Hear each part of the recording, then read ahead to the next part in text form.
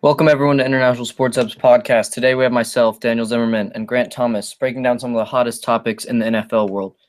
And are there some big ones right now? Let's get started. First off, the NFL was struck with a barrage of injuries in the first week. Players like Luke Kuechly, Dez Bryant, Deshaun Jackson, Josh McCown, and many others are out for today's game and could be out for a lot more. Are these teams going to be able to adjust without these key players? Grant, what do you think? Well, first for Dez Bryant, the Cowboys barely did beat New York in Week 1, and Tony Romo without Dez Bryant isn't going to make any better of an offense. And after Bryant, there isn't really any reliable receivers for him to go to, and so their season will depend on their three rotating running backs and their defense until he returns. The estimate is between 6 and 10 or 12 weeks, so no matter if he returns at the minimum, it'll still be a great deal of time.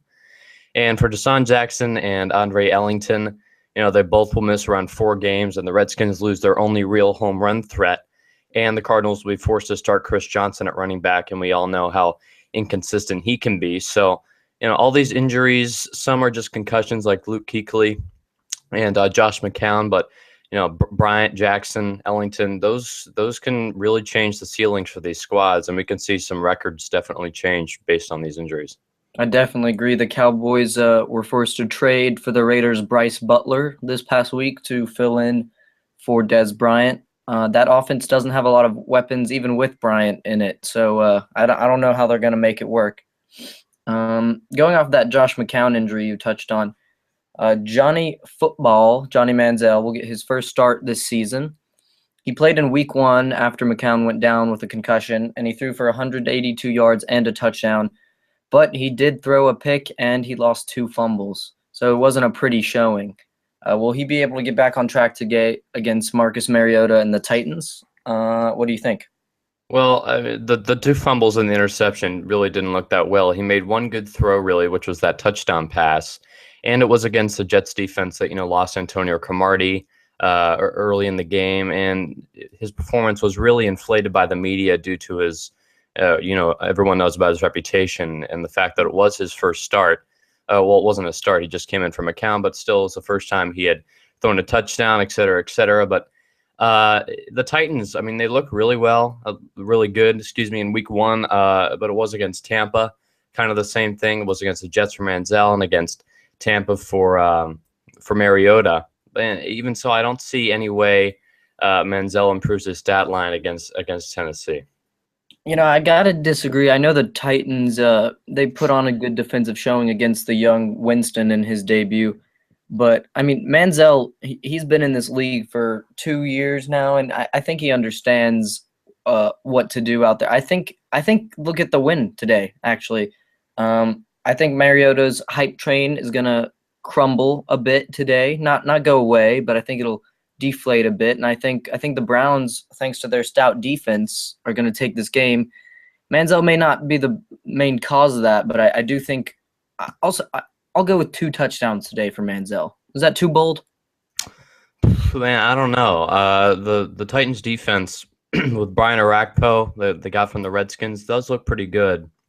They played pretty well against Jameis Winston, like you said, but it's really a toss-up. It's hard to predict these young quarterbacks, especially with how the fans have been kind of tricked in recent years with players like RG3. So based on Week 1 performance, I can see how Manziel might play really well or just completely lose his starting job again to McCown, giving it back. Definitely up in the air. All right, so we touched on Mariota, who had a great performance in his debut. He threw for 209 yards, had 4 touchdown passes, 0 interceptions, and a perfect passer rating. However, that passer rating doesn't count because he didn't throw 20 attempts. Still, that's so-so. He had a great game. Do we see a performance of that caliber again this season from Mariota at all, ever? Well, it could happen this week, just like we said, but for the rest of the season, his individual performance really revolves around him adjusting to not playing in the gun all the time, which he did in Oregon. He rarely took snaps from under center. So I mean, that looked good in week 1 against the Buccaneers. He looked comfortable. Didn't seem to have any trouble with that. And also learning when to suppress his fight or flight instinct while in the pocket. It's whether, the quarterback decides to pass it when he senses pressure or decides to just flee the pocket and try to run it. That's something that RG3 definitely struggled with, and we've seen how he turned out. And on both those points, Mariota looked good against the Buccaneers. And as long as he keeps playing some of these bad defenses, we could definitely see another one of those games. I agree. I think his explosiveness is too much to not cover on defense. And what surprised me the most was Mariota was always known as that dual weapon quarterback in college because of his feet. He only rushed 2 times for 6 yards last Sunday against the Bucs. That impresses me the most. That's the most impressive stat of the day for him, in my opinion, because that means he can succeed. He can win NFL games without using those feet. And so that means those feet are only going to help in the long run. It just adds another dimension to his game. I really like him. I don't think he'll have another 4-touchdown game, but I do think he could reach 20, 25 touchdowns on the season. Grant, going off of Mariota's success, just let's zone in on the Titans for a second. Do you think the Titans have a legit playoff shot this year? Man, I really don't know. It all depends on Mariota, really. Their running backs haven't impressed me at all. I mean, they've had a really rotating ring of them for the past couple of years. The running game and their offense. I mean, that's really what it comes down to. Can it be consistent? They haven't really had a consistent quarterback play. Guys like Kellen Clemens and Vince Young just came and went. So it's a toss-up. Can they continue this explosive offense without having Mariota getting out of the pocket, possibly getting injured by trying to run the ball? Yeah, I mean, it's really early to tell. But one last question on the Titans while we're here. What are the chances that Zach Mettenberger, the starter last year and now Mariota's backup, gets traded this season? I know he's well-liked around the league by GMs. Do you see any teams maybe late season looking to trade for Mettenberger? Maybe the Browns if Manziel doesn't work out? Well, to be honest, I'm not really sure who the Titans have behind Mettenberger as a third string, but I really say there's no chance it gets traded, because anytime a quarterback has shown good performances running the ball, there's always a chance for him to get injured, and the Titans would have nobody to run their offense if they trade Mettenberger, or they would have a less than average backup. Mettenberger is a great backup at this point. He played well last year, and I really think there's no way that he'd be traded at this point. Are you calling Charlie Whitehurst a mediocre backup quarterback?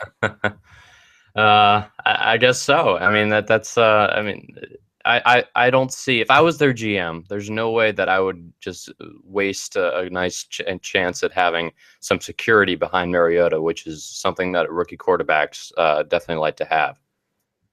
Yeah, definitely. All right, let's move on to some predictions. There's a lot of good games today. I went through and picked out 5 games that stand out as the biggest games to watch for the week. You may agree, you may not. First one's New England versus Buffalo. Both teams looked unstoppable in their week 1 debuts. Grant, who takes this one? Well, Buffalo is not going to let Rob Gronkowski go uncovered like the Steelers did. Repeatedly, Pittsburgh allowed Gronk to just sit on the wing and the outside completely uncovered, and Rex Ryan will not let that happen. He said repeatedly over this week that there's no limit to how many guys he'll stick on Gronk's side of the field. And based on their offensive and defensive performance last week, I'm going to call for an upset by Buffalo. Ryan knows Bill Belichick, and Brady has had some of his worst career quarterback ratings against Ryan-led defenses in New York. Mm-hmm. And the other side, it depends if Tyrod Taylor can repeat or even get close to his week 1 performance. If he can do that, I don't see any reason why this Bills team can pull a nice upset. I agree. I think it's up in the air. I think the Bills defense is a lot stronger than the New England defense. And I would put money on Buffalo winning this game. What's next? Last week, the Minnesota Vikings and the Detroit Lions, both teams who had high hopes in week one. You know, Adrian Peterson's back for the Vikings. The Lions have a few new toys on offense. Both teams had high hopes. They both lost. Who gets their first win of the season today, the Vikings or the Lions? You're completely correct. Both teams looked terrible in week one, and it wasn't against elite opponents. It was average in the Chargers and the 49ers. I think this will be a close game, but the Lions will come out on top. Amir Abdullah looked great last week, as we predicted. On just 11 carries against the Chargers, he looked explosive. Looked like he knew what he was doing. Great vision, and the running game for the Lions looks pretty great. But Matthew Stafford, still trying to find himself. Looked bad against the Chargers, to be honest with you. But against the Vikings, Calvin Johnson can bail him out against the shorter coverage. As for the Vikings, Adrian Peterson, he looked terrible. He looked like he hadn't even practiced before the 49ers games. And it might take him a couple weeks to get back into the groove. He can say, I can jump right back into it. I'm Adrian Peterson. But any running back that's out for that long, it's going to take a couple weeks for him to get back into it. Yeah, I had high hopes for that Vikings game. I really thought AP was going to go off in his debut, but wow, was I was surprised by that. All right, another 1 p.m. game. The 49ers, who we just spoke about, after they looked great in their surprising week one rout of the Vikings. They want to get to 2-0, but the Pittsburgh Steelers are in their way. Steelers lost their first game to the Patriots in the NFL season debut. Do the Niners pull off the inverted upset? Well, the 49ers offense against Minnesota, they passed. It was like a record low for that team over the past couple of years. They were going to run with Carlos Hyde until they were forced to pass the ball. And that's good for Pittsburgh because their pass defense looked terrible against New England. So I think this fits Pittsburgh, and they'll get the win here. There's no reason why the Steelers offense shouldn't go off against this 49ers defense. And the Steelers defense, while it does look to be one of the worst they've had over the past decade, I think it can still defend against the run. And that's why I believe that the Steelers will win by at least a touchdown in this one. Yeah, I was surprised by the 49ers last week. I know people were saying that they could compete for the number 1 overall pick. That's how bad people thought they were. So yeah, I think last week was a fluke. I think the Niners are going to lose this by a lot, and I think the Niners are going to lose a lot of games by a lot, and this is just the start. All right, next up, an NFC East clash, Dallas Cowboys, Philadelphia 76ers. Philly lost its week 1 game against the Falcons. Dallas won by a point against the Giants. Who sits on top of the NFC East after this game, Dallas or Philly? Well, it would be if it was the Philadelphia 76ers, like you said, it would be a pretty big win for Dallas, but it's the Philadelphia Eagles. Excuse me, the Eagles. Yeah, DeMarco Murray, he didn't look very good, just kind of like Adrian Peterson. It was very similar performances. They both didn't play very well. And his numbers can only go up. Dallas's defense was flaky against the Giants, and the Eagles' offense. They have all the weapons in place, and they look primed to break out for a 40-point performance once Chip Kelly, gets everybody on the same page. Bradford looked decent in week 1, and like I said, Murray's numbers can only go up. And this could be the week when they break out for that 40-point performance. I'm calling for a 40-28 Philadelphia win in this one. Bold, very bold. But I got to agree, DeMarco Murray, he was unimpressive last week. The entire Philly offense was unimpressive last week. But, yeah, I'd say Philly gets back on track and gets this first win of the season, unless Tony Romo and his single offensive weapon and Jason Witten can say otherwise. All right, lastly, Sunday Night Football is a great matchup this week. The Seahawks coming off a heartbreaking but oddly familiar type of loss in that overtime game against St. Louis, thanks to their bad play call. They're looking to get their first win of the season, and they play the Green Bay Packers, who no one wants to play the Green Bay Packers. No one wants to play them. So does the Seahawks offense look cleaner and better this week, or does Green Bay move to 2-0?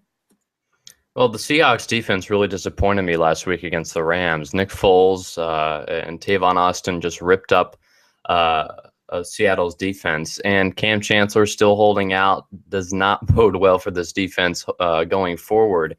While the Packers, their offense looked great in week 1. Aaron Rodgers is still Aaron Rodgers, no change there. And based on how Seattle looked last week in St. Louis, there's no way that the Packers don't win this one, in my opinion. It's in Green Bay, always one of the tougher home field advantages in the NFL.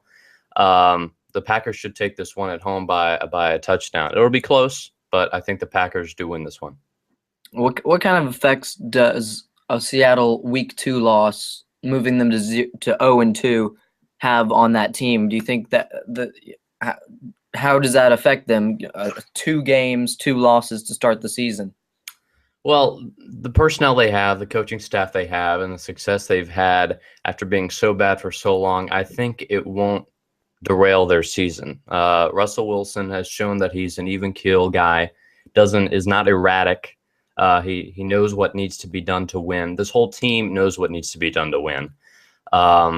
They had the personnel there, but the play calling still isn't there, as we saw in the oddly familiar play call at the end of that Rams game. They tried to run it on 4th and 1.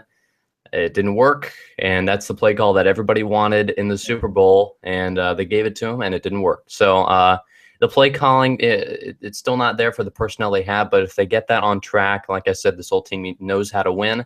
I think their season isn't done if they lose these first 2 games. Yep, I totally agree. All right, that about sums up all we've got for today, so stay tuned for more Ish Podcasts, and thank God it's Sunday. Have a good football watching day, everyone.